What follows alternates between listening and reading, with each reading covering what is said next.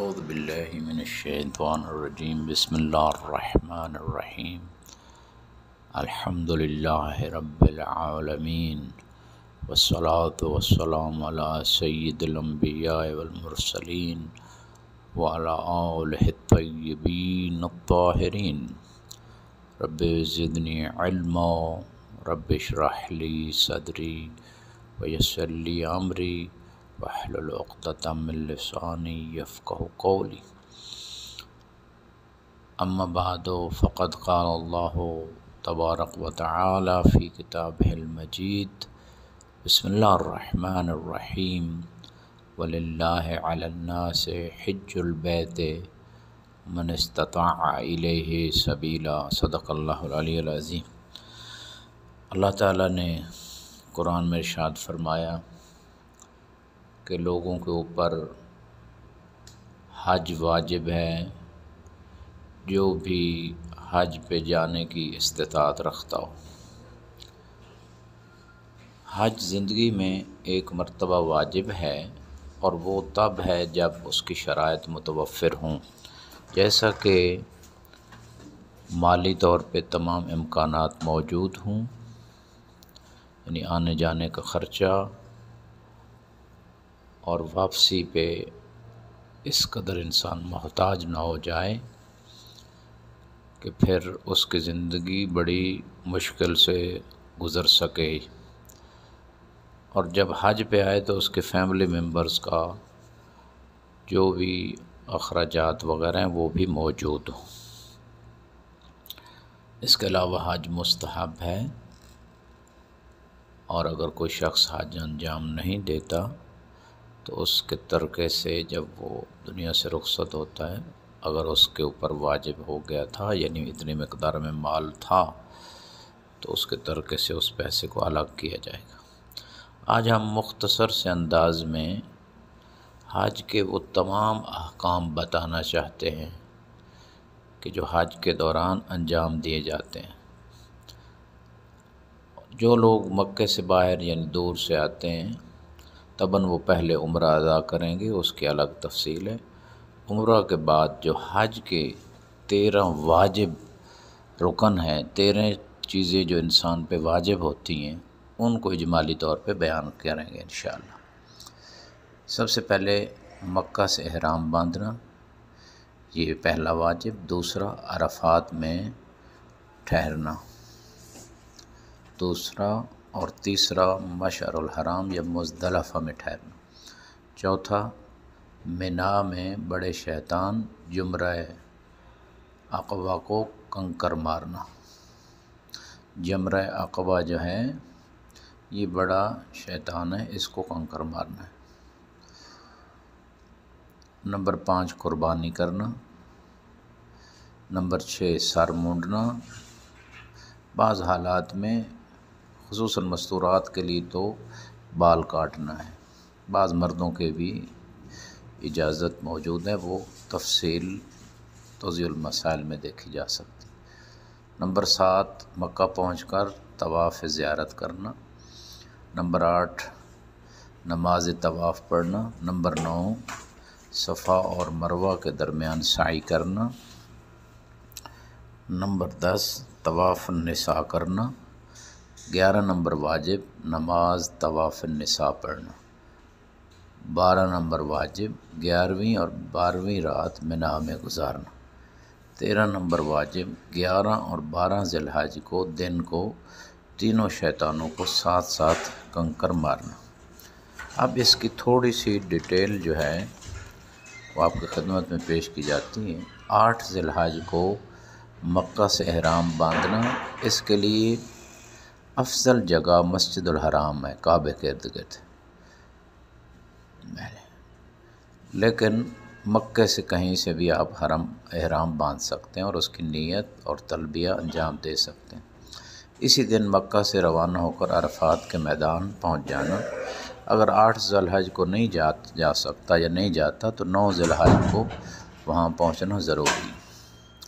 زوال سے مغرب تک میدان عرفات میں ٹھہرنا، یہ 9 ذی الحجہ کے واجبات ہیں۔ اگرچہ حج کا واجب صرف عرفات میں ٹھہرنا ہے، لیکن 9 ذی الحج خاص طور پر دعاؤں کا دن ہے، لہٰذا اسے زیادہ سے زیادہ عبادت اور دعاؤں میں بسر کرے، خصوصاً دعائے عرفہ جو امام حسین علیہ السلام نے یہیں عرفات میں پڑھی تھی۔ بہت معرفت پہ مبنی دعا ہے، اور اس کو اگر ترجمے کے ساتھ پڑھا جائے اور اجتماعی طور پہ پڑھا جائے تو اس کی بہت ساری برکات ہیں۔ 10 ذی الحج کی شب یعنی شب عید، مغرب کے بعد رات کو مزدلفہ یا مشعر الحرام، دونوں نام ہے ایک جگہ کے، پہنچ کر اذان صبح سے سورج نکلنے تک وہیں رہنا۔ یہ اذان صبح کا وقت یعنی بعض اوقات اذان لیٹ ہوتی ہے، یعنی جب طلوع فجر صادق ہوتی، جب روزے کا ٹائم ختم ہوتا ہے، اس سے سورج نکلنے تک رہنا وہاں واجب ہے۔ جیسے عرفات میں 9 ذی الحج کو زوال سے مغرب تک رہنا واجب ہے، یہ حج کے بنیادی ارکان میں سے۔ خواتین، بوڑھے، مریض اور وہ افراد جن کا ان کے ساتھ رہنا ضروری ہے، یہ لوگ رات کو اذان صبح سے پہلے کچھ دیر وقوف کی نیت کر کے مزدلفہ سے نکل کر منا جا سکتے ہیں۔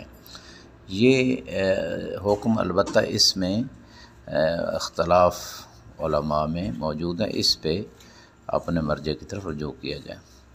مزدلفہ ہی سے شیطانوں کو مارنے کے لیے کنکر جمع کر لیجیے، لیکن اگر مزدلفہ سے نہیں تو حرم مکہ جو مختلف جہات سے اس کے لمبائی چوڑائی مختلف ہے کعبے سے، تو وہاں سے بھی لیے جا سکتے ہیں۔ مزدلفہ سے زیادہ بہتر ہے اگر مل جائیں۔ 10 ذی الحج عید کے دن، یہ شب ذی الحج 10 ذی الحج کی گزر گئی۔ 10 ذی الحج عید کے دن سورج نکلنے کے بعد منا پہنچ کر 3 کام انجام دینا۔ نمبر 1، بڑے شیطان کو 7 کنکر مارنا۔ آج تینوں کو نہیں بلکہ صرف بڑے آخری شیطان کو کنکر مارنا ہے 10 ذی الحج کو صبح۔ کنکر مارنے کے وقت سورج نکلنے سے لے کر مغرب کے وقت تک ہے، لیکن عملی طور پر 10 ذی الحج کو بہترین وقت دوپہر کے بعد کا وقت ہے۔ صرف ایک شیطان کو بڑے کو کنکر مارنے 7 اور وہ لگنے چاہئیں۔ نمبر 2، قربانی کرنا کنکر مارنے کے بعد 10 ذی الحج کو۔ قربانی آپ کے نیابت میں بھی کوئی کر سکتا ہے، اور یہ قربانی اگر یہاں کوئی مومن کر دے آپ کی نیابت میں اور آپ بھی نیت کر لیں، وہ بھی آپ کی نیابت میں واجب قربتاً اللہ کی حج تمتع کے لیے قربانی کی نیت کر لے تو ٹھیک۔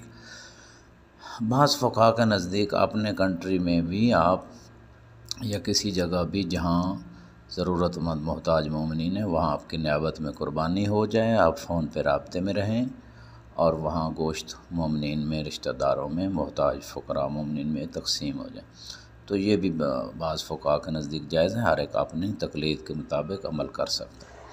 قربانی خود کرنا ضروری نہیں بلکہ کسی کو بھی وہ نائب بنا لیں۔ سر مونڈنا یہ 10 ذی الحج کا تیسرا کام ہے۔ سر مونڈنے کے بعد احرام اتار لیا جائے یا اتارا جا سکتا ہے، یعنی انسان احرام سے نکل آئے گا، اور 3 چیزوں کے علاوہ احرام کی ساری پابندیاں ختم ہو جائیں گی۔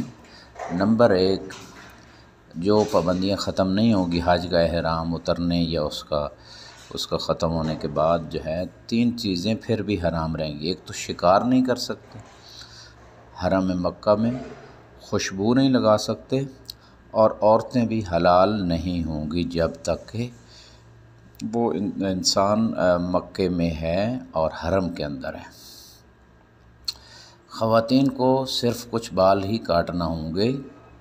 بعض مرد حضرات کو بھی اجازت ہے کہ وہ سر نہ مونڈے بلکہ کچھ بال کاٹ لیں۔ اس سلسلے میں علماء سے رجوع کیا جا سکتا ہے ان کے فتوے اور ان کی تقلید کے مطابق۔ اگر کسی وجہ سے 10 ذی الحج کو قربانی نہ ہو سکے تو 11 ذی الحج کو قربانی کر کے سر مونڈا جائے گا، اس وقت تک احرام کی پابندیاں باقی رہیں گی۔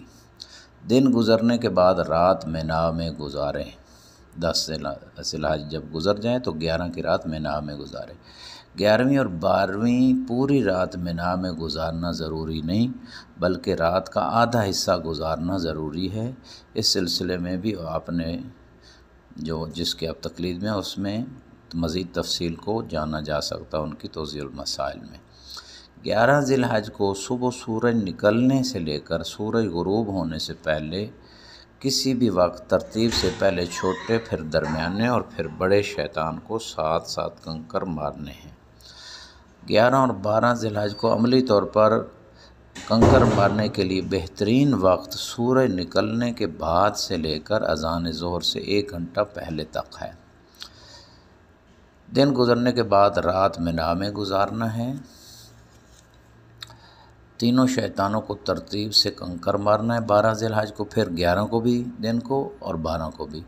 زوال کے وقت مینا میں ہونا ہے، البتہ دوپہر ہوتے مینا سے نکلا جا سکتا ہے، یعنی زوال کے وقت تک 12 ذی الحج کو مینا میں رہنا ہے۔ زوال کے بعد آپ مینا سے نکل سکتے ہیں۔ اعمال مکہ جو ہیں یعنی مینا سے واپس آ کے وہ آپ اس کی ترتیب کیا ہے؟ مکہ پہنچ کر مندرجہ ذیل اعمال انجام دیے جائیں۔ نمبر 1، طواف کرنا، 7 چکر لگانا کعبے کے۔ نیت کرے گا انسان کہ میں طواف کرتا ہوں یا کرتی ہوں حج تمتع کا، واجب قربتاً اللہ۔ نماز طواف 2 رکعت پڑھی جائے گی صبح کی طرح، نیت وہی نماز طواف پڑھتا ہوں یا پڑھتی ہوں واجب قربتاً اللہ۔ پھر 7 چکر صفا اور مروہ میں سعی واجب قربتاً اللہ کی نیت سے حج تمتع کے لیے۔ پھر طواف النساء 7 چکر، بس نیت کا فرق ہے۔ اس کے بعد 2 رکعت نماز طواف النساء، اور وہ بھی فقط نیت کا فرق ہے۔ سعی مکمل کرنے کے بعد تقصیر نہیں ہوگی، سعی مکمل ہوتے ہی خوشبو حلال ہو جائے گی۔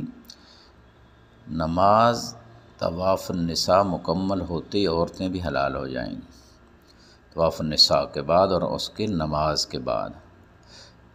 اور سعی یہ جو ہوگی اس کے بعد کوئی بال نہیں کاٹے جائیں گے، کیونکہ بال تو پہلے آپ کاٹ کے آ چکے ہیں، 10 کو آپ نے بال کاٹ دیے تھے پہلے۔ چونکہ حرم میں شکار کرنا حرام ہے، لہٰذا وہ ویسے ہی حرام رہتا ہے جب تک آپ حرم مکہ کے حدود میں ہیں۔ یہ اعمال 10 یا 11 ذی الحج حلق یعنی سار موڑنا یا بال چھوٹے کرنا احرام سے فارغ ہونے کے بعد ذی الحجہ کا مہینہ مکمل ہونے سے پہلے تک کبھی بھی انجام دیے جا سکتے ہیں۔ البتہ یہ جو مکہ کے اعمال ہیں، 2 طواف، 2 رکعت ہر طواف کی اور سعی کرنا، یہ ضروری نہیں کہ آپ 10 کو ہی آ کے کریں، 10 ذی الحج کو، بلکہ آپ 11 کو یا 12 کو بھی آ کے انجام دے سکتے ہیں اگر رش زیادہ ہو۔ پروردگار سے دعا گو ہیں کہ ہم سب کی عبادت کو قبول فرمائے۔ جو لوگ حج کے خواہشمند ہیں انہیں حج نصیب فرمائے، جو حج پہ جا چکے ہیں یا جائیں گے پروردگار ان کے حج کو بھی قبول فرمائے۔ حج وہ عظیم عبادت ہے جو معرفت کے ساتھ فقہی احکام کی معرفت اور روحانی جنبے کا خیال رکھنا بہت ضروری ہے، تقوی کی بنیاد پہ، اور انسان اپنے روحانی بیماریوں سے حسد، تکبر، ریا اور ان تمام بیماریوں سے کہ جس میں مومن کو اذیت دینا، کسی کو حقیر سمجھنا، یہ ساری خرابیاں ان سے اپنے آپ کو پاک کرے تاکہ حج انسان کا مقبول ہو، کیونکہ قرآن میں ہے انما یتقبل اللہ من المتقین، اللہ تعالیٰ صرف پرہیزگاروں سے قبول فرماتا ہے۔